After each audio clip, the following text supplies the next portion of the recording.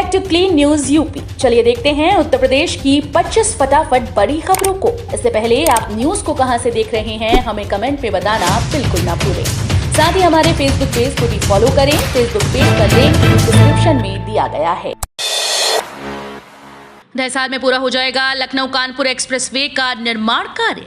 अब आने वाले 2.5 साल में लखनऊ से कानपुर का सफर 35 मिनट में पूरा होगा। भारतीय राष्ट्रीय राजमार्ग प्राधिकरण 63 किलोमीटर एक्सप्रेसवे का निर्माण कार्य पूरा करने जा रहा है। इसकी शुरुआत कार्यदायी संस्था 15 अक्टूबर से करने जा रही है। यही नहीं, शहीद पथ से बनी के बीच बनने वाले 18 किलोमीटर एलिवेटेड रोड का निर्माण कार्य कार्यदायी संस्था 30 अक्टूबर से शुरू करेगी। घाटमपुर पावर प्लांट में 6 महीने में शुरू हो जाएगा बिजली उत्पादन। कानपुर के घाटमपुर में मार्च 2023 तक पावर प्लांट में बिजली उत्पादन शुरू हो जाएगा। यहां से राज्य के 65% बिजली मिलेगी। यूपी पावर कॉर्पोरेशन के चेयरमैन एम देवराज ने घाटमपुर पावर प्लांट के कार्यों का निरीक्षण किया। घाटमपुर का यह power project Neyveli lignite corporation और उत्तर प्रदेश राज्य उत्पादन निगम का संयुक्त उपक्रम है। इस प्रोजेक्ट में 660 मेगावाट की 3 इकाइयों की स्थापना की जा रही है, जिससे 1980 मेगावाट बिजली का उत्पादन होगा। 6 महीने में ही बिजली उत्पादन शुरू हो जाएगा। उत्तर प्रदेश के तीनों स्पोर्ट्स कॉलेजेस में 15 नवंबर तक हर भरी जाएंगी सभी 244 खाली सीट। उत्तर प्रदेश के किसी भी स्पोर्ट्स कॉलेज में अब एक भी सीट खाली नहीं रहेगी। नवनीत सहगल ने सभी प्रधानाचार्य को Govind Singh sports college Lucknow, Veer Bahadur Singh sports college Gorakhpur और major Dhyanchand sports college Saifai, Etawah तीनों स्पोर्ट्स कॉलेजेस में रिक्त व सीटों को आगामी 15 नवंबर तक हर हाल में भरने के लिए सख्त निर्देश दिए हैं। उन्होंने कहा कि स्पोर्ट्स कॉलेजेस में कक्षा 6 से लेकर 9 तक की कक्षाओं के लिए नियमानुसार टेस्ट लेकर बच्चों को दाखिला दिया जाए। एम्स गोरखपुर में भी होगी हार्मोन और विटामिन की जांच। एम्स गोरखपुर में अब हार्मोन और विटामिन की जांच होगी। एम्स के बायोकेमिस्ट्री विभाग में हार्मोन और विटामिन की जांच करने वाली अत्याधुनिक मशीन्स लगा दी गई हैं।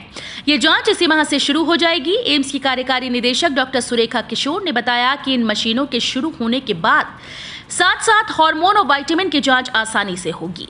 इससे रोगियों को राहत मिलेगी। एम्स में लगातार मशीनें आ रही हैं और उसका उपयोग रोगियों के हित में किया जा रहा है।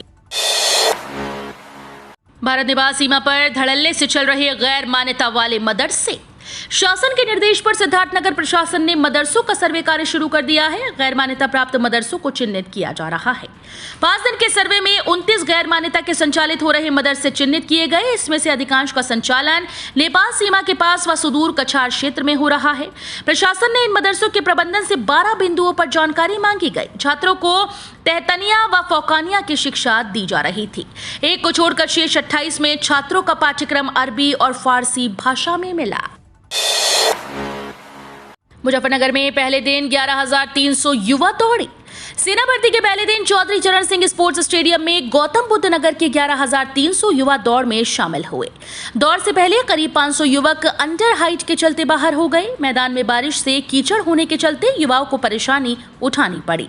वहीं दूसरी ओर भर्ती में शामिल होने आए युवाओं ने जनपद में सेना भर्ती की व्यवस्था को अच्छा बताया। एक राउंड में 300 युवाओं ने दौड़ में हिस्सा लिया, जिसमें से केवल 10 से 15 युवक की दौड़ में चयनित किए गए।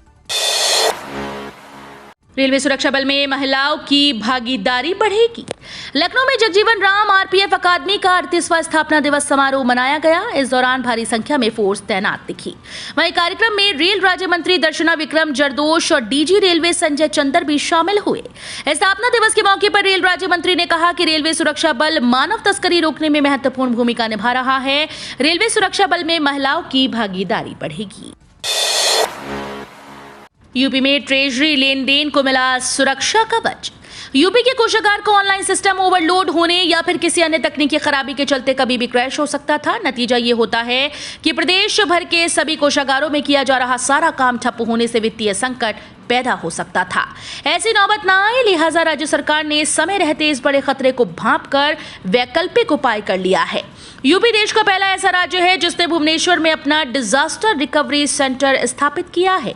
प्रदेश में इस वक्त 78 राजकीय कोषागार हैं। इन कोषागारों से तकरीबन 6 लाख करोड़ का सालाना लेन देन होता है। महिला विधायकों को रिझाने में लगी योगी सरकार। यूपी की योगी सरकार महिला विधायकों को रिझाने में जुट गई है। सीएम योगी ने 47 महिला विधायक और 6 महिला विधान परिषद सदस्यों को एक पत्र लिखा है। योगी सरकार ने इस पत्र में महिलाओं के लिए किए जा रहे कार्यों की जानकारी दी। योगी ने बताया कि महिलाओं की सुरक्षा, सम्मान और स्वावलंबन के लिए सरकार मिशन शक्ति के नाम से एक योजना का संचालन कर रही है। मिशन शक्ति के अंतर्गत केंद्र और राज्य सरकार महिला सशक्तिकरण से जुड़ी योजनाओं और कार्यक्रमों के प्रभावी क्रियान्वयन से देश और दुनिया में उत्तर प्रदेश का परसेप्शन बदला है। किसानों को आधी कीमत पर मिलेंगे कृषि यंत्र।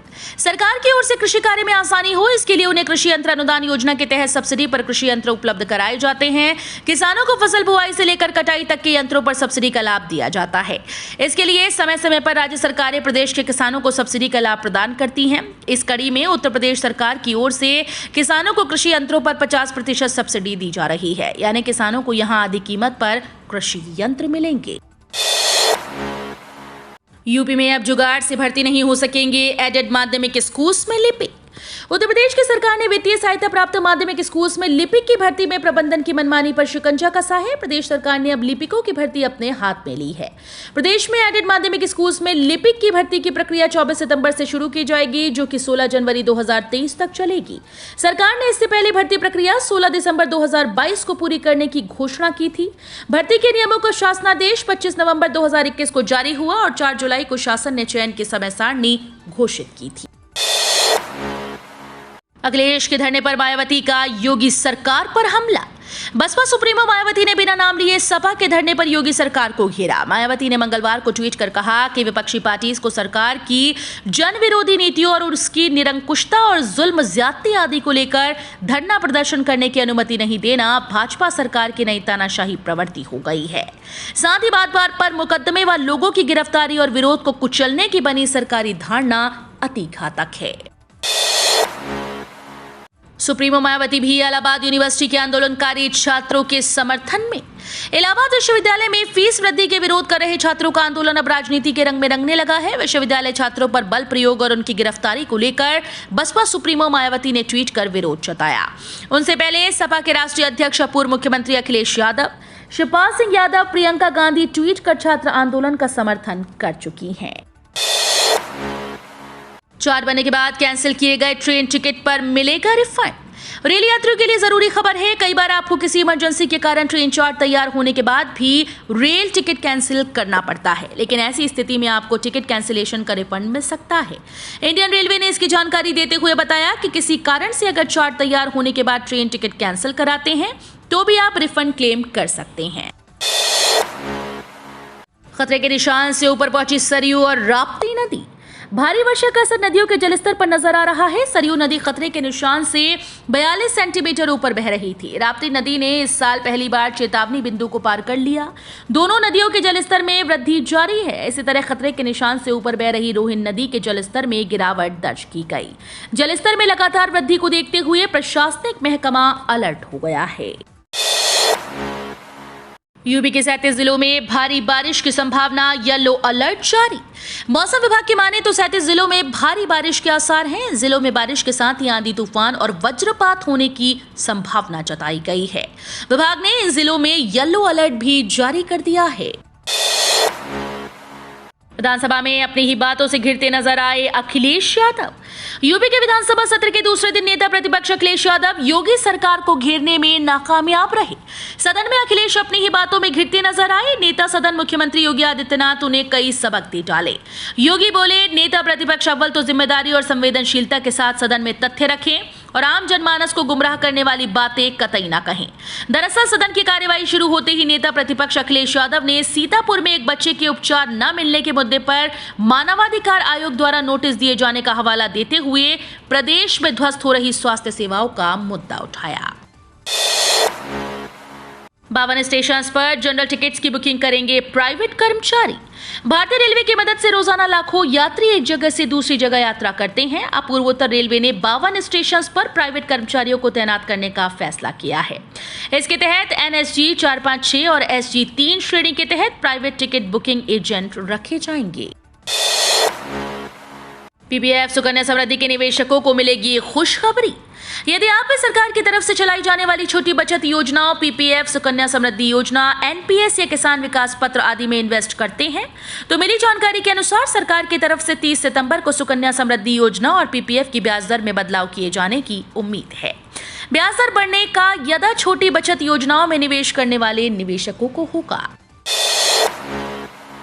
वापसी की जाएगी अपात्र किसानों की राशि। देश के सबसे बड़े राज्य उत्तर प्रदेश में पीएम किसान सम्मान योजना के करीब 2.85 करोड़ किसान लाभार्थी हैं। सरकार पिछले कुछ वक्त से ऐसे किसानों की पहचान कर रही है जो योजना के लिए अपात्र हैं और योजना का लाभ उठा रहे हैं। पिछले कुछ दिनों में सरकार द्वारा जारी किए गए सत्यापन रिपोर्ट में करीब 21 लाख किसान अब तक योजना के लिए अपात्र पाए गए। ऐसे में इन किसानों का नाम योजना की लिस्ट से काट दिया जाएगा। आज ही से प्रवेश के लिए बच्चों अभिभावकों ने मंदिर में किया पाठ, हनुमान जी को दिया ज्ञापन। सूचना के अधिकार के तहत प्रवेश न होने और अफसरों की उदासीनता से नाराज अभिभावकों और बच्चों ने पनकी मंदिर में हनुमान चालीसा का पाठ किया। ज्ञापन भी हनुमान जी को दिया। सूचना मात्र के लिए प्रति जिलाधिकारी को सौंपी।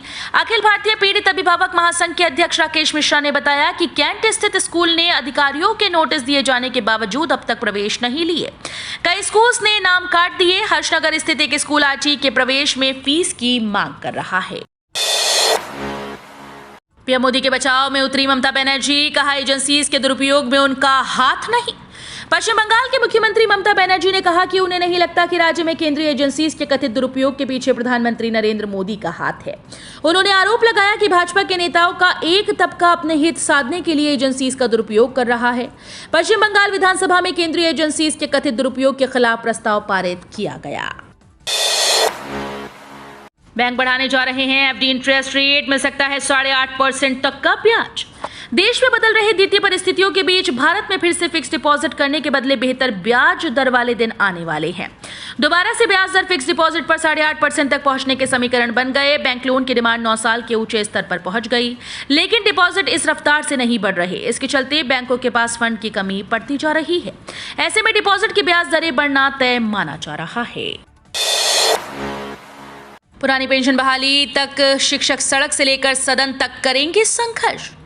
पूर्व एमएलसी व शिक्षक नेता चेतना नारायण सिंह ने कहा कि पुरानी पेंशन की मांग जायज है और इसके लिए सड़क से लेकर सदन तक संघर्ष होगा।